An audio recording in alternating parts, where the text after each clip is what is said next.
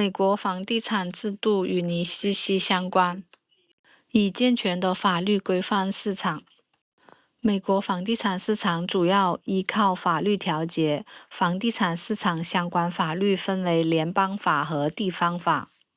内容涉及房地产市场运行的各个环节，对市场参与者的行为和规则都有明确的限定和要求。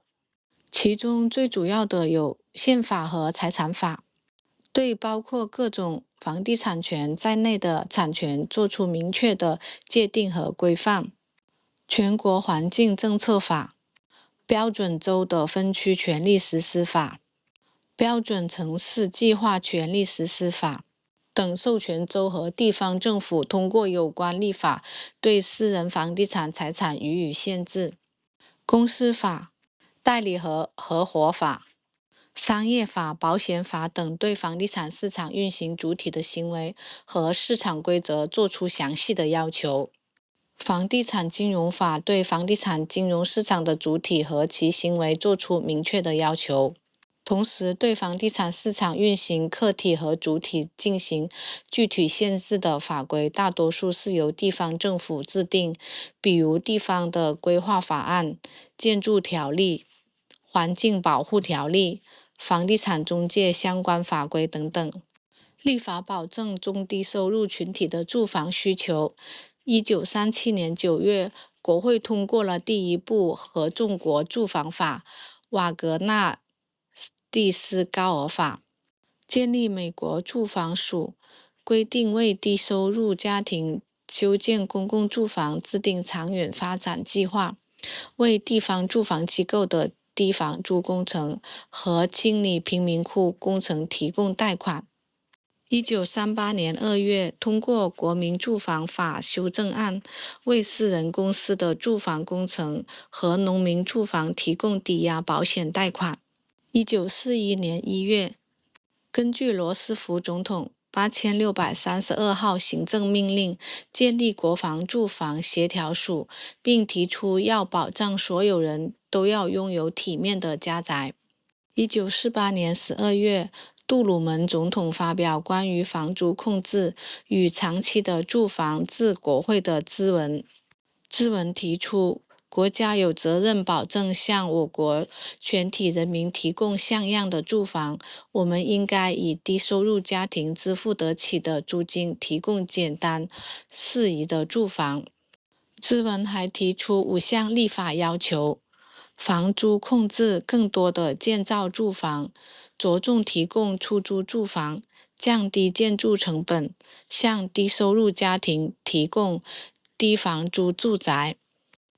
1949年，国会通过全国住房法，重启1937年住房法。法案指出，美国的住房政策目标是向全体美国人民提供体面、安全和整洁的住房。法案规定，政府对公共房屋收取的租金必须比私人房屋的最低租金再低20%。1961年，肯尼迪政府期间通过了综合住房法，提出为更美好的城市和住房改进提供机会，内容包括增加低房租的公共住房，为中低收入家庭的房租和合租房屋提供长期低利息的贷款。1968年5月，参议院通过住房和都市发展法。该法案的10年发展目标是为美国家庭提供体面的住宅，计划10年内将完成2600万套住房的建造和修缮，其中600万套供应中低收入家庭。从国家战略层面来看，美国政府把居住者有其屋写进法律，成为政府的工作目标。1998年的居住质量和工作义务法提出为所有公民提供体面的、负担得起的住房的概念。美国政府认为，如果一个家庭住户每年住房的支出超过年收入的30%，就属于住房负担过重了。房地产金融市场比较发达。美国在1929年大萧条后，为了刺激经济，解决居民住房问题，先后制定了联邦住房贷款银行法、有房户借贷法、联邦住房法等一系列的法案，建立了联邦住房银行系统，并建立联邦存款保险制度和住房贷款担保制度，解决了抵押贷款资金来源和风险管理的问题，为住房金融抵押贷款一级市场发展了奠定基础。美国住房金融市场发达，更多体现在其二级市场。1938年，美国依据国家住房法设立了联邦国民抵押贷款协会，主要业务是购买联邦住房管理局和退伍军人管理局担保的抵押贷款，增加面向中低收入家庭的贷款供应。1972年，房利美开始购买非政府担保的普通抵押贷款，为一级市场提供较好的流动性支持。1981年，房利美发行了第一支抵押贷款证券。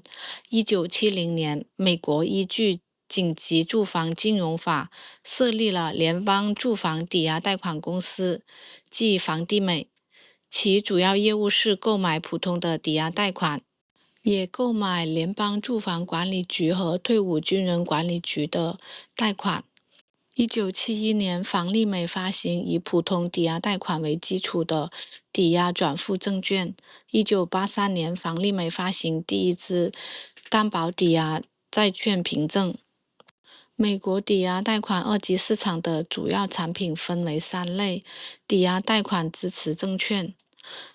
担保债务凭证和信用违约互换。房地产税收对经济和产业的促进和稳定作用。房地产税在不同的时期发挥不同的作用，并与时俱进。美国在1787年宪法第1条第2款中授予联邦政府征收直接税的权利，其中包括房产税。征税的目的主要是为了支付独立战争中巨额的经费开支。19世纪中期，各州相继成立。为了应对财政的危机，各州政府开始引进一般财产税的制度，其中包括与房屋相关的税。20世纪初，随着城镇化进程的加速，房屋价格上涨，造成了居民房产税负压力增加。美国政府开始推动针对低收入家庭和老年人税收减免的第一轮房产税改革。20世纪70年代，美国经济陷入滞胀，房屋价格上涨进一步增加居民的房产税负担，各州开启了以税收限制为特征的第2轮房产税的改革。美国统计局的数据显示，2002年以后，美国房产税占地方政府税收收入的比重不断提高，超过70%。房地产税宽税及高覆盖，有保有压，资本利得税约束投机炒作。美国房地产税主要在保有环节，是对土地和房屋征收的房地产税，又称为不动产税，归属于财产税。美国的房地产税以宽税及少税种为基本原则，即对除公共、宗教、慈善等机构的不动产实施免征外，其他的不动产所有者均要纳税，并且在保有环节的税种只有财产税。美国各州和地方政府的不动产税率不同，平均在1%到3%，并且每年都要由当地议会审批预算程式来重新制定。除了保有环节外，交易环节也要缴纳相应的税费，一般交易税税率在2%左右。在美国，个人转让房产的资本利得要并入个人所得来征税。美国法律认为，房产持有的时间越长，受通货膨胀影响越大，因此以1年的时间为限，将资本利得划分为短期和长期，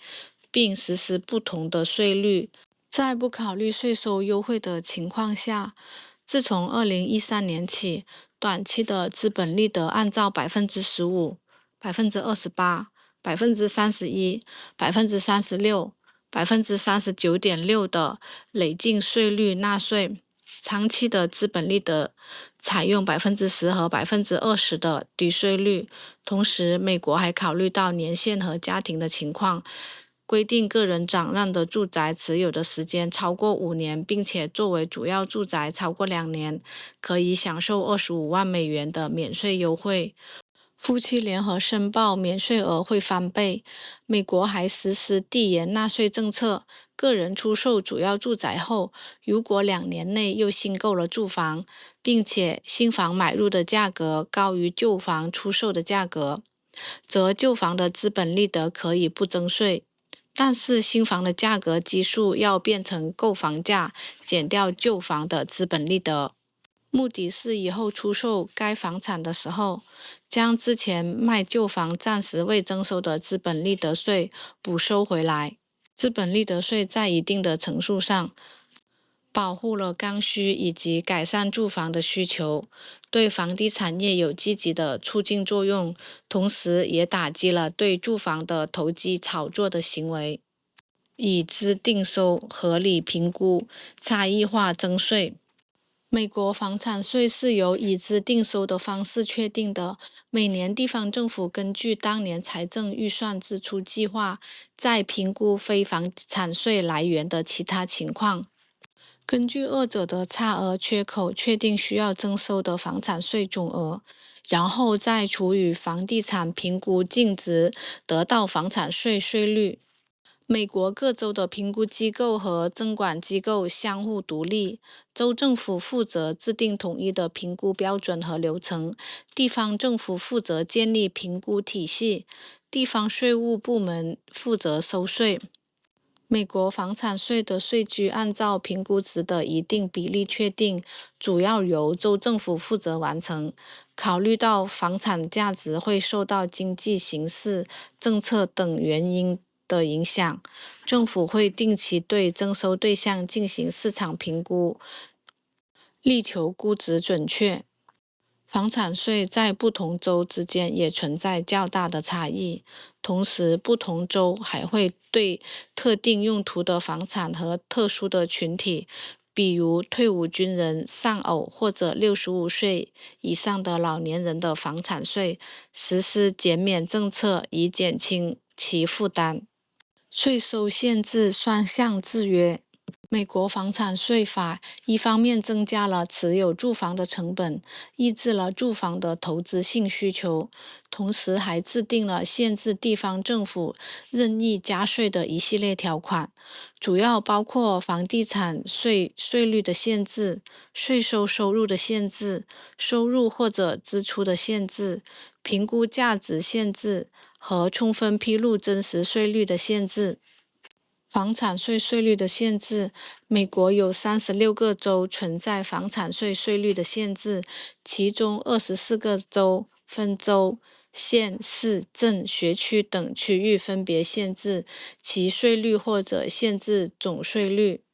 有些州只限制州、县市部分县或学区的税率，有些州采取锁定税率、规定税率增长限制的办法，有的结合使用2、3种限制的办法。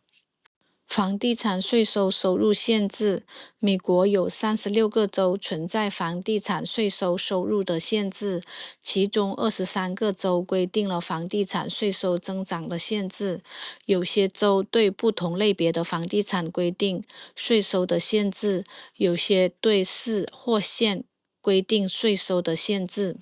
房地产税收入或者支出的限制。美国有9个州设置房产税收入或者支出的限制，有些州将收入和支出限制综合使用，有些州则只限制收入或者是支出。房产评估增值的限制。美国有18个州和哥伦比亚特区存在评估增长的限制，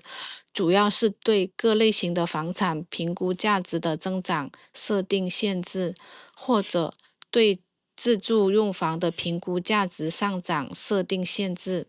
充分披露真实税率的要求。美国有11个州存在要求充分披露真实税率的限制，主要分为相比上年征税的披露、相对上年不征税或者是减税的披露和恒定税率的披露。带给您最实用和最专业的美国置业攻略。欢迎点赞、订阅并转发。